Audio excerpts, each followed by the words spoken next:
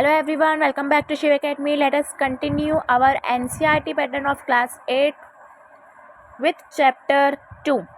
Previous video में हमने chapter 1 complete किया हुआ है. चैप्टर 1 के सारे वीडियोस की लिंक डिस्क्रिप्शन में दी हुई है. Please watch that, share with your friend and don't forget to like and subscribe to our channel. तो आज हम सेकेंड चैप्टर स्टार्ट करते हैं. ये एक इंट्रोडक्शन वीडियो है सेकेंड चैप्टर का. Linear equation in one variable. इसमें हम इक्वेशंस के बारे में जानेंगे. लीनियर इक्वेशंस क्या होती हैं वो जानेंगे. तो इक्वेशंस को जानने से पहले हम क्लास 7 का अलजेब्रिक एक्सप्रेशन रिवाइज कर लेते हैं. अलजेब्रिक एक्सप्रेशंस क्या होते हैं? ऐसे नंबर जिसमें वेरिएबल्स हो, जैसे कि x, y, a, b ये सब हो. जैसे यहाँ पे 3x है, ये एक अलजेब्रिक एक्सप्रेशन है. 3x - 5 अलजेब्रिक एक्सप्रेशन जो कि यहाँ पे भी वेरिएबल है. 3x + y यहाँ पे भी x एंड y दो वेरिएबल्स हैं, ये अलजेब्रिक एक्सप्रेशन है. x² + y इसमें भी वेरिएबल्स हैं, तो ये भी अलजेब्रिक एक्सप्रेशंस हैं. जो वेरिएबल्स होते हैं उसी को हम अलजेब्रा बोलते हैं. तो जिस भी एक्सप्रेशंस में जिस भी जगह पे हमें वेरिएबल्स देखने को मिले वो होते हैं अलजेब्रिक एक्सप्रेशन. अब आ जाते हैं हम इक्वेशंस में.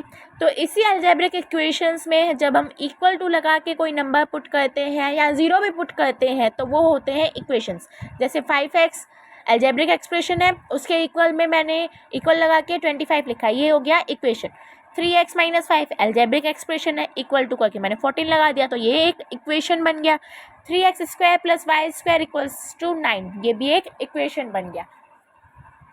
अब इस इक्वेशन में ये है लेफ्ट साइड वाला लेफ्ट हैंड साइड, और ये है राइट हैंड साइड, और ये प्रूफ करता है इक्वालिटी. ये शो करता है, ये इक्वल का साइन ये शो करता है कि लेफ्ट हैंड साइड की जो वैल्यू है वो राइट हैंड साइड के बराबर ही होगी, इक्वल ही होगी. तो आपके चैप्टर का नाम क्या है? Linear equation in one variable. तो लीनियर का मतलब क्या होता है? Only one power. मतलब जो भी इक्वेशन है आपका उसमें पावर क्या होना चाहिए? 1 ही होना चाहिए. जैसे यहाँ पे x है तो x का पावर कुछ नहीं, डेट मीन्स 1. अब x के पावर में 2 है तो ये लीनियर इक्वेशन नहीं कहलाएगा. x के पावर में किसी भी वेरिएबल के पावर में सिर्फ और सिर्फ 1 ही होना चाहिए, वही होगा लीनियर.